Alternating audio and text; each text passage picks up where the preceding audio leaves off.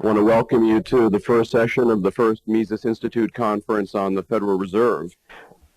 Well, for our keynote speaker, I think we have somebody who can give us not only an eloquent perspective on the issues we're going to be talking about this morning, but a unique one too, because we have somebody who actually served within the government and who made his major issue during his 10 years of public service. With most of these people, of course, you can't call it public service. It's actually public rip-off that's going on. But with a few people, it actually has been public service, and Congressman Ron Paul is one of those who can be described that way. Dr. Paul was a practicing physician when he was elected to Congress, served on the House Banking Committee and Domestic Monetary Policy Subcommittee especially, was the prime opponent of Paul Volcker and of the Federal Reserve on that committee.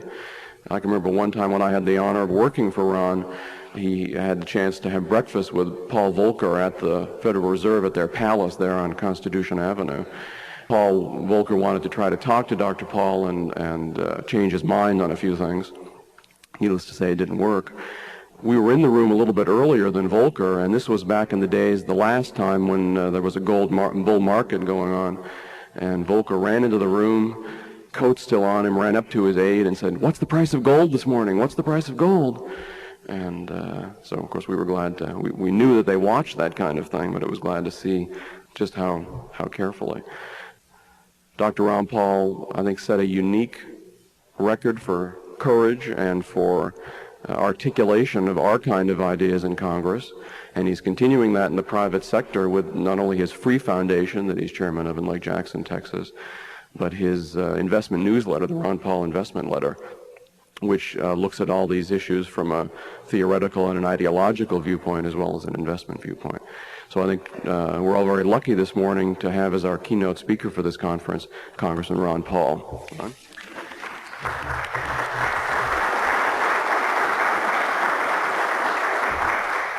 Thank you very much. It's real nice to be with you this morning.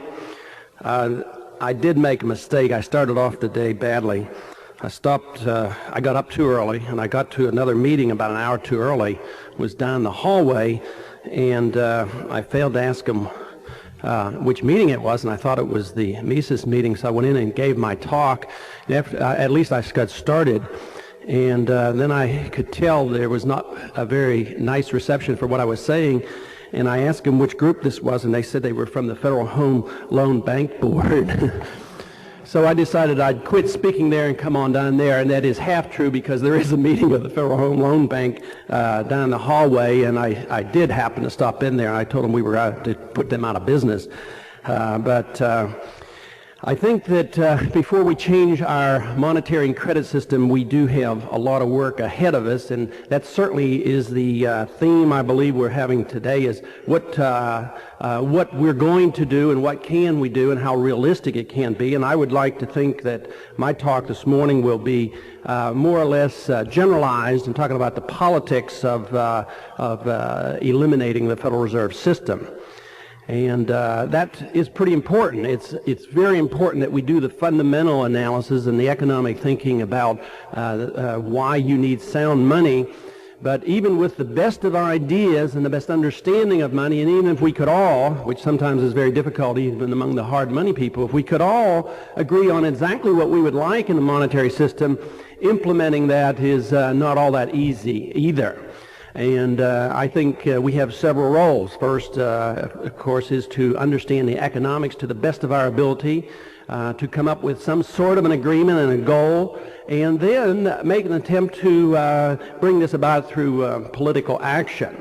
There certainly were some sound thinkers in the 18th century, prior to the time of our revolution, that were then eventually translated into our Constitution. Without the fundamental thoughts put down and discussion about individual freedom and liberty, there would have been very little motivation for the revolution and the eventual writing of the Constitution. In many ways, we face the same set of circumstances because I think we have come a long, long way, and in particular over on the money issue, from what was intended by the Founding Fathers. I believe we're a lot further along in understanding what is proper, even though the plank in the Constitution was a good monetary plank. It probably came up short because it was not too long after that till they instituted the first national bank, and certainly over the years it has been eroded. So therefore, we will have to rethink it, come up with a new plan, and actually make an effort to put that into our system once again, because the current system obviously can't last. If there's anything else that I've come to a conclusion is that that system in Washington, the system of politics, the system of spending, and the system of inflating, and the monetary system cannot last. Now, I don't know when it's going to end. A lot of my subscribers would like me to give them a date and say, well, I know when the collapse is going to come, and therefore I'm going to be prepared. So it isn't easy, and I think, if anything, Austrian economics teaches that we shouldn't pretend to know that on October 31st such and such is going to happen. We can't put so many figures into a computer and come up with a calculation and say, well, they've inflated the money supply at a particular rate, and therefore we know what the price level is going to be. I saw in the paper yesterday that Arthur Laffer claimed that gold should be $200 because he looked at the general consumer price level and he calculated. He says, I know what it's supposed to be. It's supposed to be $200. Let's have a gold standard at $200 an ounce. Well, if the government starts selling gold and honoring those Federal Reserve notes at $200 an ounce, I imagine most everyone in this room would be a rather enthusiastic purchaser of gold. But you know, the Wall Street Journal, I imagine most of you have seen that article by now. There was a lot in the paper about gold yesterday. There was a major editorial about the gold standard and the gold position and what should be done, and an additional article written by an aide to Jack Kemp. I think the interesting thing there was that they never mentioned the Federal Reserve System. Not once did they mention the Federal Reserve System in connection with a need for monetary reform. And they described the alternatives, the choices that we had in money. And they talked about 3 different price rule systems. Never once did they mention Mises and a real gold standard and money, gold being money. They talked about prices and how you come up with a price of gold. Well, obviously, on a true gold standard, you don't have a price for gold. You have gold is money.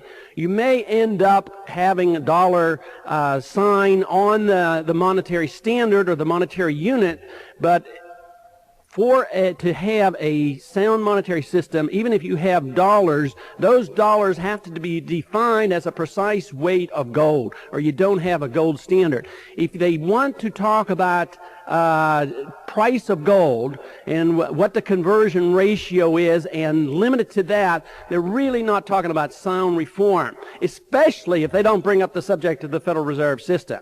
If they leave intact the Federal Reserve System, which the supply-siders do and the Jack Kemps, they would leave everything in place, and they would establish a price rule and maybe a partial convertibility that can be suspended. They're a variation of all of the same system. Now, what they would like to do is to achieve the benefits of gold without any of the disciplines and the restraints of gold. Gold is a restraint on big government. So in many ways, you can't talk about honest, sincere monetary reform if you don't mention the Federal Reserve System, but I don't know how you can avoid the subject of big government, because the purpose of fiat money, the real purpose behind creating money out of thin air, is for money, is for control and power and political intrigue, and that is to have power and control over the financial markets as well as the politicians having power to spend money that they don't have and that they can create out of thin air. And that's where the real culprit is. We cannot say that the monetary system sits out here all by itself. There was a time when I first went to Washington, I went with the motivation of trying to participate in monetary reform. But I thought in a much more narrow sense. I was thinking about, if the United States had a sound gold standard, it would magically change everything and government would be restrained, and it certainly would if the will of the people was inclined to. But I saw this in a very narrow way. But as I spent time in Washington, I came around to concluding that the problems in the monetary system are much more complex. The monetary system is only a reflection of the type of government the people want, and it's a form of financing. And it's a method whereby very powerful people have control over financial markets. And then, after several years of being there, I became much more fascinated and interested in foreign policy, realizing finally that the monetary system is intertwined with our foreign policy as well. So we cannot even think of domestic monetary policy, domestic spending policies without thinking about international finance, international banking, and foreign policy. Because the World Bank and the IMF and our foreign aid policies are all involved with our foreign policies and what our intentions are. And it is truly a complex system that very few understand, and I for years have read everything I can get my hands on, and I've seen a lot of that in action and voted on a lot of bills, but still admit, quite frankly, that there's a lot I don't understand about it. But it isn't so simple as to say all we need is a gold standard. The politicians need the Federal Reserve System. There is no doubt about it. A lot of them in Washington that I knew in the Congress don't care that much about discussing it, don't have the vaguest idea how it works, but they seem to be rather complacent about accepting what we have. And I think that it serves their interests not to know too much about it and not to say much about the system, because obviously the politicians' goal in life, and I would have to say that from my experience, this applies to at least 98% of them, their main goal in life is to get reelected. That they don't have sincere beliefs, they don't have any convictions about the Constitution, they have little understanding. I imagine you could limit it to 10 who really accepted and understood that the business cycle was related to the monetary system. Some would understand and know a little bit about a monetarism more so than they would about Mises's explanation about the business cycle. A few like Phil Crane and others would understand it, but they're in a small minority. Most of them don't understand it. Most of them, their main goal is re-election, and how do you get re-elected? You vote for things. You vote for what people want. You vote for what the business people want. You vote what the labor union want. And it usually involves spending. Now, it's very, very convenient for the politician to vote, run up a deficit, not worry about taxes. The epitome of this philosophy, which started with Roosevelt, really comes out with this Kemp program. The Kemp program says you never restrict anything in the military budget. The Pentagon is sacred, and you always vote as much foreign aid as possible because it's helpful to our system, and you don't cut off the people who are receiving some social benefits, and deficits don't matter.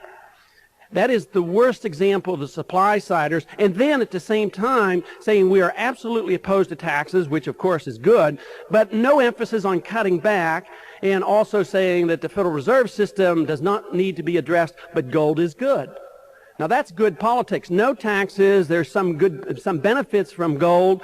Don't worry about the deficits, and on it goes. Is it any wonder that we have deficits of 200? How many this year? Maybe 230. And Graham-Mudman required that it be 172. They missed it a little bit. So what are the odds? What are the odds next year of the Graham-Mudman of 144 when this year is going to be 230? That's nearly $90 billion cut from this year in the deficit. No chance. Those of you who received my letter, you know I've offered an ounce of gold to the person who guesses next year's deficit, who comes the closest. And you might be interested in knowing what the guesses are. One individual, I believe the lowest was $70 billion deficit. Now that's an optimist. I don't know. I have to change his mind after he gets my letter for a while. But others said $700 billion. Some have predicted $700 billion. But it goes to show that we don't have the vaguest idea what's going on up there. And the truth is the computers can't tell us what the deficit will be next year. And that's why it's very convenient to have something much more flexible called the Federal Reserve System to print whatever is necessary to create the credit that is necessary. The federal government has set the tone for this country. The factor that I think will be the limiting factor in how long this goes. Initially, of course, deficit spending and inflating, unfortunately, I believe gives benefits, so-called benefits. If we all go out today and borrow $10,000 at the local bank, and we live real well for the next month or so, it would look like there was a benefit to it. Eventually, we would have to pay. And a country can do that for a lot longer time. So the initial benefits of stimulating, in quotes, the economy with inflation and driving down interest rates and spending, I think they're there. That's why it's so seductive, and it's so, it blends in so well with the desires of the politicians. But just like debts can eventually get to you and your banker finally calls upon you, the deficits and the debt that exists in a monetary system, whether it's domestic or international, will eventually catch up with a society. And I believe it is the amount of debt in the system that will limit the time that this will continue. And I think we're getting dangerously close to that point where it's going to come unglued. The 1982 crisis in Mexico certainly stirred things up a little bit, and we all became aware that there was a crisis. You know, we've been sort of bored in the last year or so, except for the last month, with the gold price. You know, gold's been between $350 and $300 for so long. It was really rather boring to watch this, even though we knew if you print enough money, the gold price is going to go up. But at the rate we're going to have to face up to the consequences of what can happen. When it appeared in 1982 like a crunch was coming, that a debt crisis was upon us, that there would be massive defaults and they would just walk away, as Peru is doing right now, in a massive sort of way, what happened to gold? In a rather short period of time, gold went from $300 an ounce to $500 an ounce. Now it sort of slipped up and crashed away, and the crisis went away, and it was delayed again. And Paul Volcker, quite frankly, had a lot to do. If you lost any money on gold in 83, Paul Volcker had something to do with that, because he is a very capable manager of money, if you want a capable manager of a monopoly system of money. I mean, it was he that was brought in finally when a resolution couldn't be brought about on the Mexico crisis, and they put something together. But it was based on the creation of more debt, and it was certainly no revamping of the monetary system. But today, the entire system is riddled with debt. Everybody owes money, and it's not going to be paid. And once the perception is apparent to everyone, then there's going to be a massive panic. Now, in the age of Reagan and the Volcker Federal Reserve of tight money, you have to realize that all the appointees of Reagan to the Federal Reserve Board are inflationists.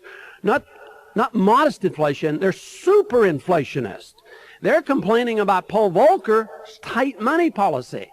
So everybody that's been appointed, even the ones who have come and gone already, have advocated much more rapid inflation. But Volcker, between 1980 and 86, increased the money supply by 56%. A massive amount of monetary inflation in a period of so-called tight money. But this is traditional, and that was in the midst of a massive recession. But this is the way it works through each cycle. And with fiat money, you need more and more deficits, more and more fiscal stimulus, and more monetary inflation in an effort to stimulate the economy. So there's been a lot of inflation, but there's been a very weak economy in spite of it. And this has done nothing to alleviate the pressure of the debt. The theory, of course, in supply-side economics is that, you stimulate things, you let the government spend money, and the economy is going to boom, and with the booming economy, you then will have so much money that you're going to be so generous that nobody's going to be in the underground economy, and everybody's going to cough up and pay to the government, and the deficit's going to go away. Now, if you want to, and possibly some of you saw last night an example of this. Arthur Laffer was on the late news business news report, and he said interest rates are going down to 3%. And in 1990, he says you can't believe how good things are going to be. And he unfortunately is one of the most vocal supporters of the gold standard, but tragically the wrong gold standard. And in one sense, it's beneficial because he popularizes the notion and the importance of gold, but tragically, he's presenting a view on gold that would be very detrimental, eventually be harmful to the position of gold, and has nothing to do with our position on an honest gold standard. In 1976, I was first elected to Congress. The short period of time I was there, over 4 terms, the number of lobbyists in Washington tripled. And I always thought that was a significant event to tell you about how fast government is growing and how important it is that everybody sends their messenger up there to place claims on the federal expenditure. But the deficit when Ronald Reagan came into office was $935 billion. I remember the very first vote that had any meaning, and it was probably the end of January or 1st of February of '81, that Ronald Reagan sent his henchmen over and begged and pleaded and said, look, you know, this Jimmy Carter really messed things up, and now we have to pay the bills. But we're only going to ask you to do this one time. We just want you to raise the national debt. And this was a historic increase in the debt limit.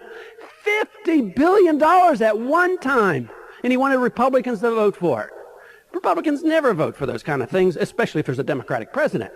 And he finally talked everybody into it. In comparison, this past summer, in August, they decided that they had to go home for their vacation, and yet they were hemming and hawing about increasing the national debt by $250 billion, nearly $250 billion at one time. So they said, no, we can't settle this because we want to fine-tune Graham-Rudman and make sure it works all right. So what they did was they said, well, we're going to just raise it a little bit to tide us over our vacation. They've raised the national debt limit $75 billion. And that was just a temporary increase of a month or so in order to get home for the vacation. But now today, the national debt, in calculating it in the conventional way, is $2.323 trillion. So it went from 935 to now well over $2 trillion. The deficit is much more now during the Reagan administration, accumulation of debt than all the other presidents put together. Now, can we blame Ronald Reagan for it? Yeah, partially. He hasn't vetoed one major spending bill since he's been there. So I would think that he bears some responsibility. But is it just Ronald Reagan? Did he invent this system? No. But I can guarantee you, you can't blame him for inventing this system, but he can't get any credit for getting rid of the system either. Absolutely no credit whatsoever, because the domestic welfare spending bills have not changed, and of course the military expenditures have skyrocketed, and at the same time our national defense, as far as I'm concerned, the way I understand it, has actually decreased because all the money and the weapons and the equipment go overseas. You know, we never get any airplanes around here. We don't have the Air National Guard still have the old airplanes. If you have new airplanes, you send them to Pakistan or someplace like that. And where do we send our money in the military budget? Well, we spend about $40 or $50 billion a year subsidizing Japan. It's crazy. And yet everybody said, you know, Ronald Reagan's a saint. You know, he can do no wrong. And the expenditures continue and the deficits go. And there's no other way that this system could continue without a Federal Reserve System. It would come to a screeching halt. That's why the Founding Fathers insisted on sound money, because it limited big government. But once you undermine the notion that government should be limited, you have to undermine the monetary system. They go hand in hand. So it's not an accident that it's systematically through the 20th century, especially from 1913 up until 1971, that it was systematically undermined. And of course, since 1971, if you look at the charts on debt and the problems that we have faced, they certainly have taken this exponential curve because there is no restraint and no restriction whatsoever on monetary policy. Now, I'm a believer that they will do anything to prevent deflation, that they will print, they will spend, they will do whatever is possible and whatever is necessary to prop up the debt system. The market pressure is always for deflation and liquidation in the conventional way and bankruptcies, and they're always occurring, and that is certainly, that sentiment right now certainly has dampened, say, the prices of commodities and has caused a lot of bankruptcies. But ultimately, with the continual pumping in and the inflating of the money supply, I believe that they will and have and are in the process of devaluing the purchasing power of each unit. Now, that doesn't mean that tomorrow wheat prices are going to soar. I mean, if you have enough wheat that wheat is equivalent to sand, I mean, it's pretty hard to increase the price of wheat. But the purchasing power of the dollar overall, I believe long-term has to go down, and obviously that's certainly showing up in the markets today. That was a little bit more difficult to accept last spring when the dollar was peaking out. It was worth $3 and 3.5 German marks, and now it's 2.02. Well, when it was 3.5, most people figured, well, you know, the dollar is awful strong. But the dollar is a weak currency because it's an international currency, and it's dependent on this tremendous spending and deficit that we have today. Now, some people would like to downplay the importance of what we owe foreigners. And there's a good free market Austrian argument for not worrying about balance of payments and debt that we have overseas. I happen to believe under today's circumstances it's important. I really do. I think it's significant that we were a creditor nation of 2 or 3 years ago of a couple $100 billion, and now we owe $107 billion to foreigners. Now they say, well, no, don't sweat it, because in the 19th century we were a creditor nation, we were a growing nation, and people believed in us. This is Ronald Reagan's explanation. This is belief and trust in America. That's why they're sending us our money. Baloney. We're not rebuilding our steel mills, and we're not rebuilding our industry, and there's a lot of speculation going on, and they're buying our debt is what they're doing. The Japanese have a lot of money, so they buy our treasury bill. They're supporting our debt. They're not building railroads and steel plants. We are not rebuilding our country. We're not a young, healthy, growing country from my perspective. I think the deficit is very dangerous, and that we too can drift, even though our deficit is small as a percentage of our total output compared to Mexico. Mexico and Brazil, it might be half of their GNP, where in our case it might be 2 or 3%, so it's a very small fraction. But at the rate it's growing of $100 or $200 billion a year, this means that we have to pay interest to foreigners. So therefore, if it's a corporation or an individual or a government, we have to ship out, the profit, so to speak. I believe that as this deficit grows that we owe foreigners, it will be translated to a lowered standard of living for Americans, generally speaking. So therefore, I place emphasis on this, and I think it's a bad sign.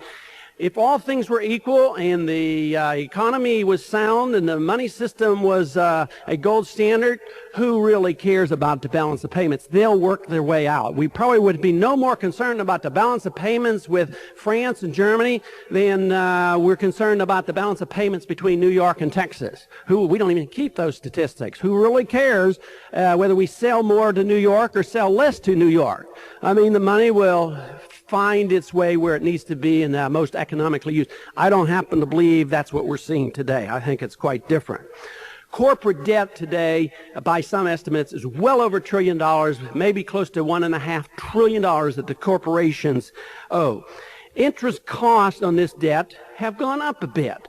In the early 1960s, for instance, corporations were paying $1 billion in interest per year. Today they spend $65 billion. Now that amount of increase is much more than what you would assume with the growth of the economy and inflation and these other things. That is a tremendous burden on corporations. One of the reasons the stock market has gone up a lot in the last couple of years has been the liquidation of stock. Corporations are either taken over or they're threatened to be taken over, and corporations will go out and borrow billions of dollars at a time to buy up their own stock. Coal Industries, I think it was, that went out and borrowed $1.5 billion and handed out $85 to every shareholder just to prevent a takeover.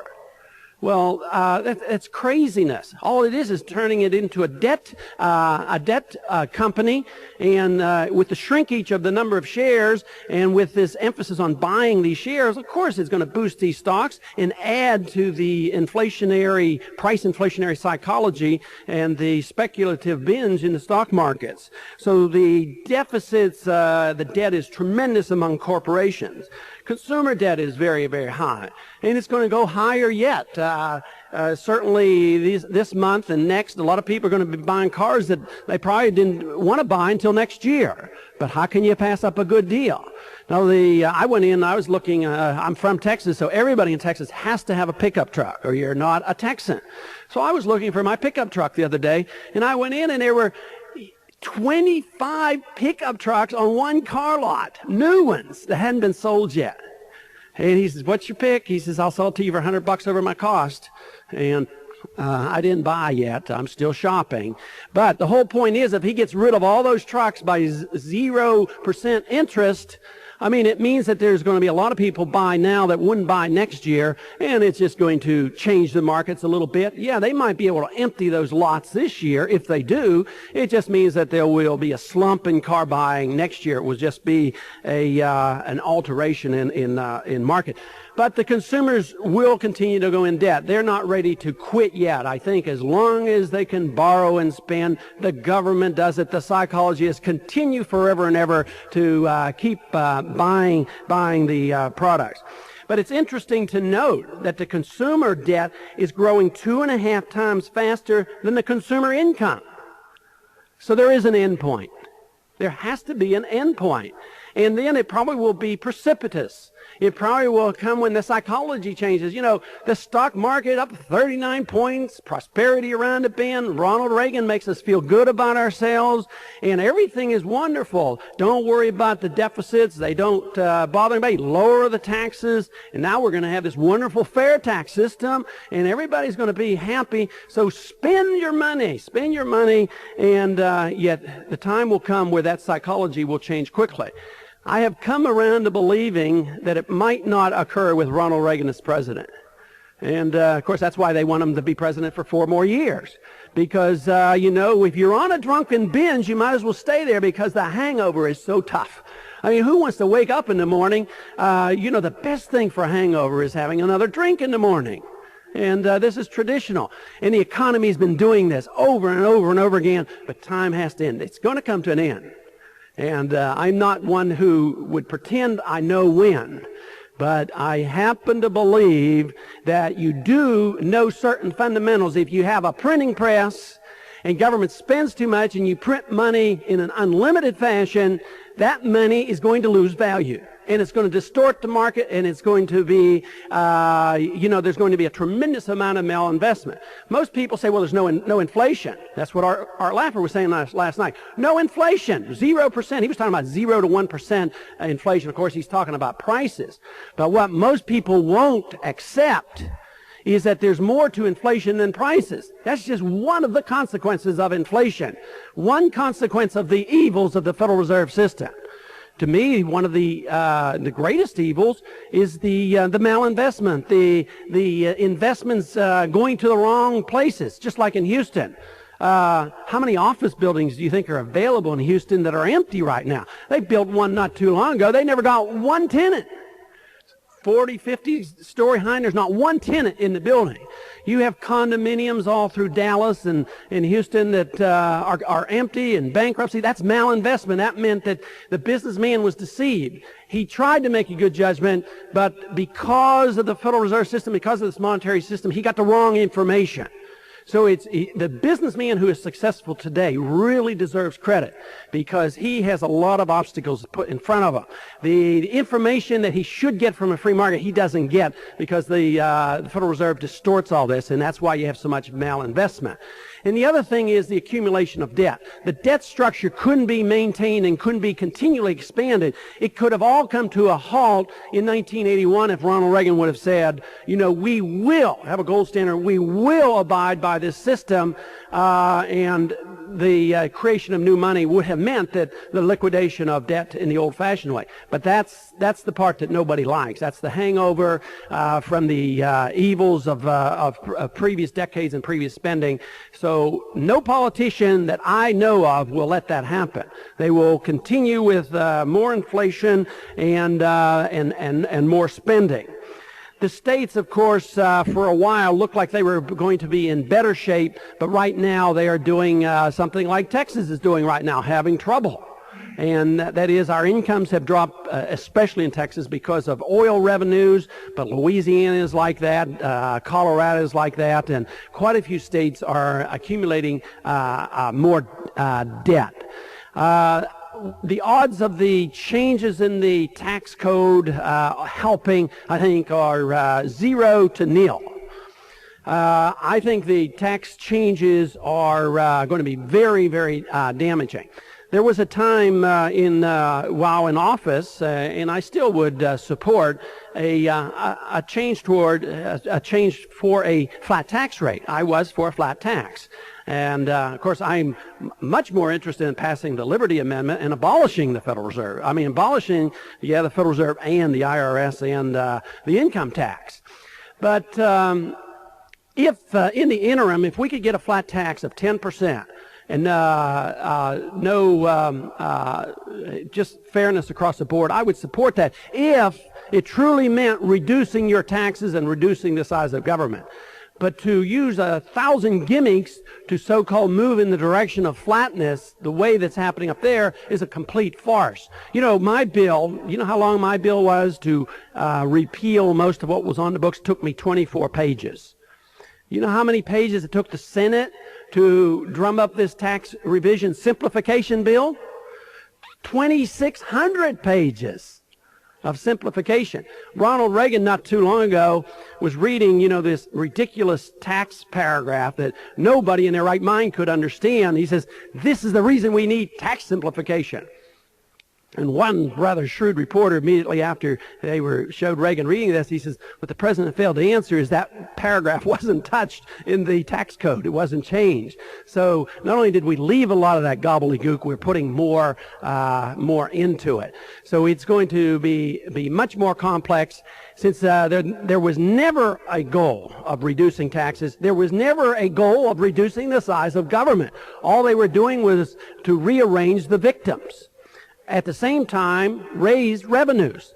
You know, they do admit that next year revenues will be raised, but they're claiming 2-3 years out there will actually be a reduction in revenues. But you know, permanency in Washington can last anywhere from 6 months to 12 months. And they'll just use this as a vehicle to revamp it. The day after the conference bill was passed, Rostenkowski got on TV and said, we have to seriously talk about raising taxes. And that's what they're really seriously talking about doing. I mean, yes, they justify big deficits, but they're concerned about them too. I mean, they realize that, you know, $200 and $300 and $400 billion deficits are going to be eventually detrimental to us. So they don't like them. But the conclusion should not be to capitulate. David Stockman wrote a great book, tell you about how it operates. But he finally says, you know, the revolution failed. I couldn't do anything about it. The people want big government. Let's give it to them. Baloney. We shouldn't give people big government because in order to give those who want big government, they have to take away our individual liberty. And that's the sin of it all. And that's why we never capitulate to more taxes or a tax system that will allow government to finance itself or to allow the Federal Reserve System to do precisely what they're doing, solidifying the power of the politicians and the bankers and the foreign policy and the industrial military complex. That's why that system exists. That's why the Federal Reserve System exists. And that is probably why you never see a real attack on the Federal Reserve System in the conventional news media. Even in the Wall Street Journal, which is one of our better papers and who has been friendly toward me and has allowed me to put letters in and articles in, they are still not going to say what needs to be said, and that is we need to get rid of the Federal Reserve System and we need sound money. And until that happens, you can expect this process to continue. Now, my time is running short. I have a few more minutes. There are a couple other things, though, I want to talk about. And one is the concern that a lot of people have heard about, and I've talked a lot about, and that is the conniving of the Federal Reserve and the Treasury in order to issue a new paper currency. The traditional thing of government over the years, over the centuries, when they destroy a money, is not to restore liberty to the people and soundness to the money. That is to do whatever they can to prop up the monetary system. So this is what we're in the midst of right now. It's an unworkable system. They're realizing that, as we're realizing it, they're not going to give us limited government and sound money, so therefore they're going to do several things.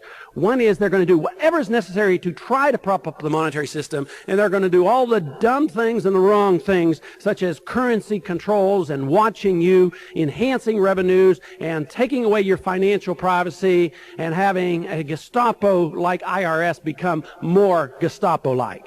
You know, the tax bill had a provision in the conference that said that the IRS was going to be put off budget. What they collected, they put in a little kitty, then they could spend it any way they want.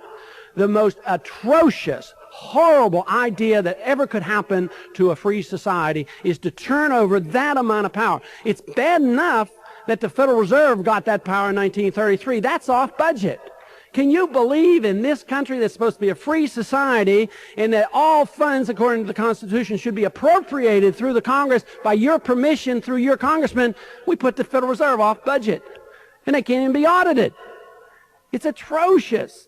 And yet now they're talking about the IRS doing the same thing. That's, to me, equal to or possibly even worse. Matter of fact, I think it's a little bit worse.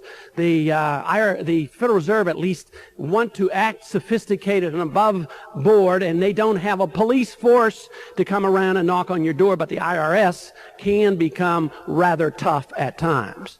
All we have to do is look at what's happened to George Hansen.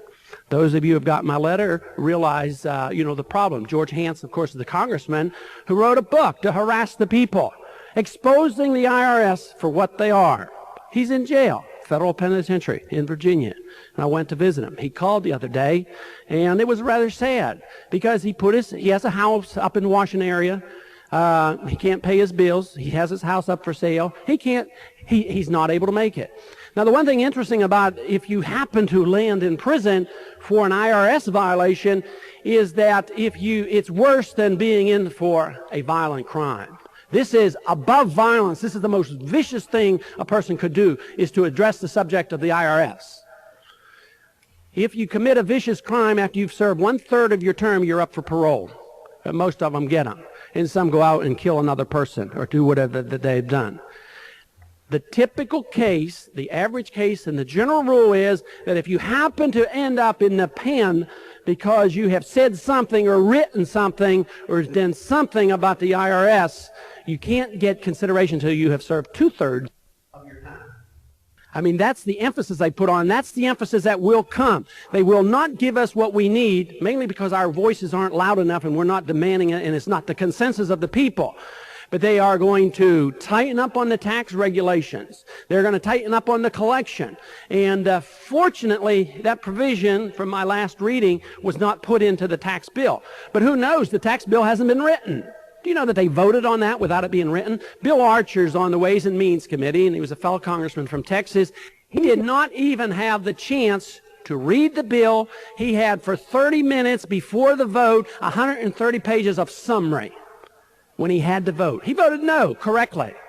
I always indicated that I would think that a good rule for the House and the Senate would be that if you could not sign an affidavit to your constituents that you read the whole bill, understood the whole bill, and you knew where the money was coming from, you weren't allowed to vote for it. Of course, that would stop all legislation in the tracks because nobody reads anything, let alone that tax bill. And if we did, nobody could understand it.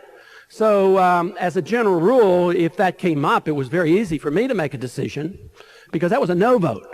You know, if I couldn't understand, it was too much to read, I was convinced that there would be something harmful in there, and I think it worked out pretty well. Because if you believe in limited government, you don't need 2,600 pages of more nonsense to simplify the tax code. And I can assure you that we can expect more problems from it. But the provision about the IRS, guess who took that out, or who saw to it that it was not put in the conference? It was the liberal Democrats. Those who trended towards civil libertarianism thought that that was a little bit too much. It wasn't the conservative constitutionalists. They want more revenues to build up the military-industrial machine, more foreign aid, and build weapons, no matter for what reasons. So it wasn't the conservative constitutional. That's sad. But those are where our allies are. Sometimes it's with the conservatives, sometimes it's with the liberals. But I thought it was very good that that part wasn't in there. But don't rest, because once that idea comes up, it'll come back again. Who knows? Somebody might stick it on the House floor or in the Senate, you know, when everybody's asleep. You know, one time there was, when the IMF bill came up, the banking bill of 1980, the Monetary Control Act of 1980, I remember there was a provision in it about unlimited storage of Federal Reserve notes without collateral. And I brought this up, and we went through the banking committee, and then I started speaking out on it, and lo and behold, as soon as I got up on the floor and started my speech, somebody from the Democratic side, one of the liberals, got up and said, "I move we strike that." Oh, holy man. I would think that the system of power that exists with the Federal Reserve System is probably more onerous than even the legislative power within a Congress. I think that ultimately the Federal Reserve can get to the particular aides and the particular congressmen in order to get what they want. So I would place their power much greater than the Congress.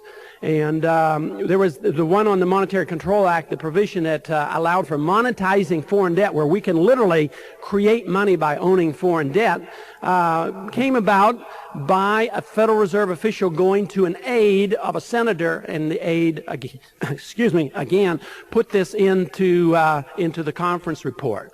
So this is the way it works, and if we don't address that, then we can't really solve our problems. So we have this basic need to educate ourselves and to understand what is right. Then you need the grassroots movement. Then you need the translation into political action. But you might have a tremendous grassroots movement, but if you don't understand the political intrigue and the power system, you're not going to get anywhere either. So it's a tremendous task. It is not going to be easy, and it will be up to us to lead the charge. But tragically, they generally forget about us because the other side are so much more in control in the media. It is sad that our views on economics are still in a minority. And we must do something to change that. And I think a lot has happened. If you think of the changes that have occurred since I was in college 20 years ago, there's a tremendous change. There were really very few professors teaching Austrian economics, and yet today you're going to hear on this weekend quite a few good teachers in universities now teaching young people what is right. Now, I was encouraged one day because very often in Washington you have very few victories.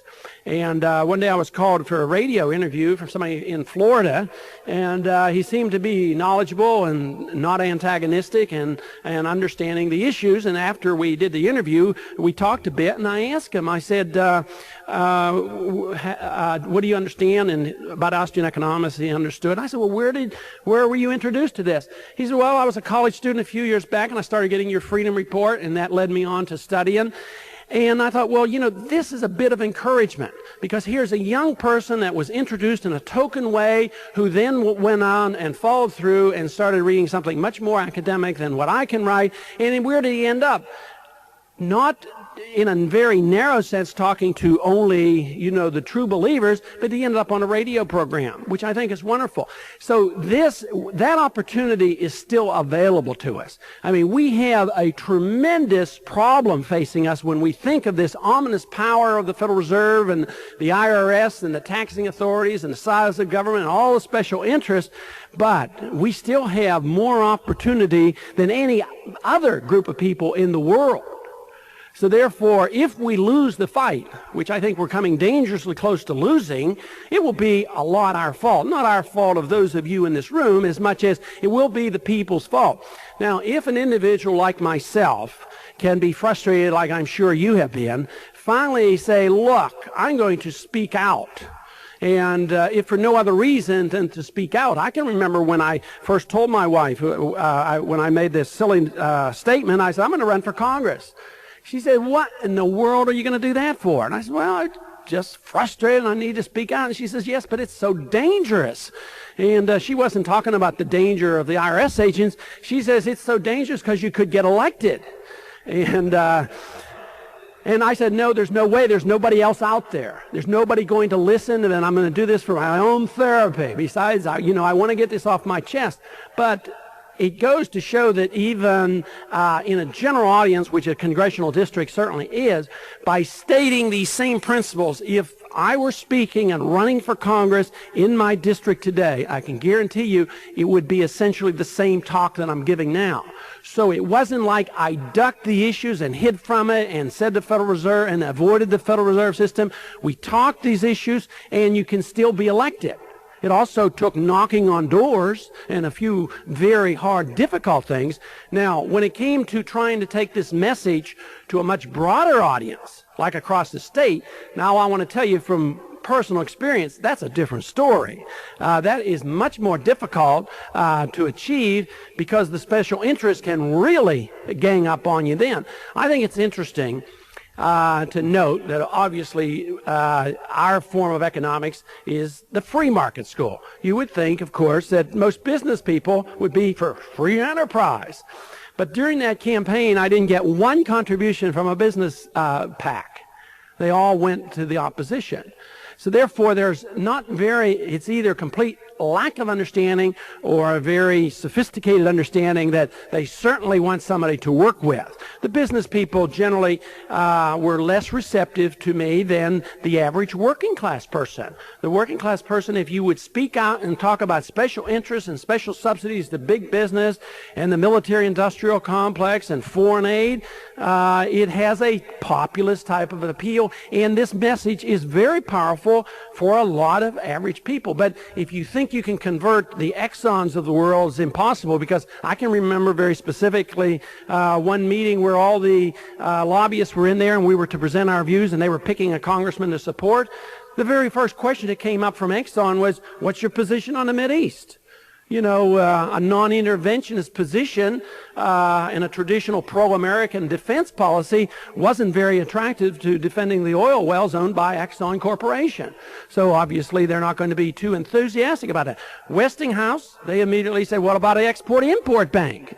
Are you going to help jobs? To them it's helping jobs if you subsidize their exports.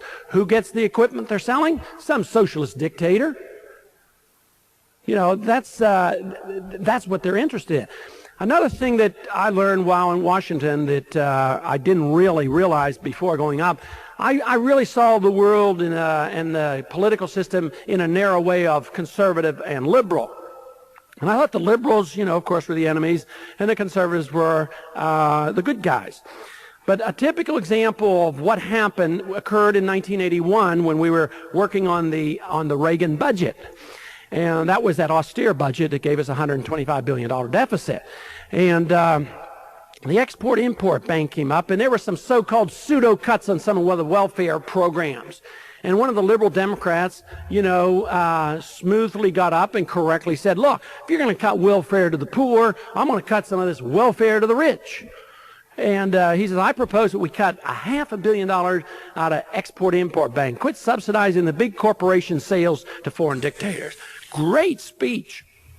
Quickly came to a vote, and the vote carried by 100 votes. We just wiped off $500 million. I was still back then hopeful about the Reagan Revolution, that maybe something could be done, especially now if it was contagious. That's exactly what we need. Cut both sides, everybody gets slashed. And that afternoon, there was an interview by a Washington Post writer with a lobbyist from Boeing. And he said, boy, you guys really took a licking today, didn't you? He says, we may have, but it doesn't bother us one bit. Matter of fact, we like it because it gives us an opportunity to show our clout. And they did. They got on the phone. The Democrats were called by labor unions, and the Republicans were called by the business people. And the vote came up the next day, and there were 100 vote reversals. 100 guys changed their votes. And, of course, they got the money put back in. And they did. They showed their clout. Now, what was that? Was that a conservative, liberal victory? No, it was a non-interventionist versus intervention. It was freedom versus slavery issue. It was, do you use government to run the economy or don't you? Do you need the system of credit that we have or don't we? And therefore, they won the victory. But you lost. You who believe in individual liberty lost because they ganged up on us because they want to use government to their special interests. That cannot occur if the monetary system changes. Now, is the monetary system, changing the monetary system, the only thing necessary? Obviously not. Some would have us believe that all you have to do is change the monetary system and everything will be okay. I don't happen to believe that. I think a lot more has to happen. The debate we had in 1981 I thought was interesting because it sort of set the tone. In 1981, when the first vote came up for the Reagan budget, it proposed a $45 billion deficit. I was a thorn in the side of the Republicans because I voted against it. And the logic was, very difficult to come by, that $45 billion was more deficit than we needed, and it was not quite a balanced budget. And I had understood that some of the campaigning was on balanced budget and cutting back. Now, what was interesting, it became the litmus test of loyalty to the Reagan administration to vote for this $45 billion deficit. The year before, this outrageous president we had by the name of Carter had a budget deficit proposal of $38 billion. And the Republicans were outraged. And myself and others got up and say, no, this is terrible. And we voted. Do you know that not one single Republican voted for the Carter $38 billion deficit, and yet the $45 billion deficit was the litmus test of loyalty to Reagan conservatism. And if you read Stockman's book, you realize what all went on and all the figures fudged. And fortunately, I didn't have a computer and didn't believe in them. Somebody asked me, why won't you come down here and change your vote? And I said, well, I don't believe in deficits, and I think the deficit is going to be a lot worse than that. I said, I think some of those figures aren't right. They just don't sound good to me. And they said, what do you mean? I said, well, it just doesn't look right. I said, I predicted this deficit is going to be twice as big. And obviously I was wrong. It was, nearly 3 times as big. And but that's where the real tragedy is, in the frustration. That was probably part of the reason why I had to take other gambles with my own political career and what I was doing, and therefore struck out in another direction. That doesn't mean that I'm less interested in political action, and that doesn't mean that you shouldn't be involved, but it means that at times we as individuals must make decisions, and when you make a statement, such as I tried to make in the Congress, there are times when you have to change your platform or change your position or change your podium. Now, Sam Adams, I think, has a very interesting quote that I would like to close with, because it has something to do with this attitudinal change that I think is necessary. He says, "Neither the wisest constitution nor the wisest laws will secure the liberties and happiness of a people whose manners are universally corrupt." And I would like to think that what he means by manners being universally corrupt means that those individuals who would use government to their personal benefit rather than making government an instrument of guaranteeing our individual liberties, and instead of guaranteeing the debasement of money, guaranteeing the honesty and the soundness of money.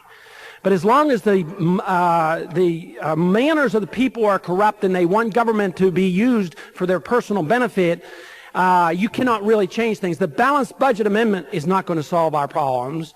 The Graham-Rudman approach is not going to solve it. And even a gold standard, if we pass that law tomorrow, if the people demanded expenditures and they were not changed and the people couldn't be reelected unless they voted for the expenditures, it's not likely to do much good. So we really have to work and be dedicated to changing the attitudes of the people.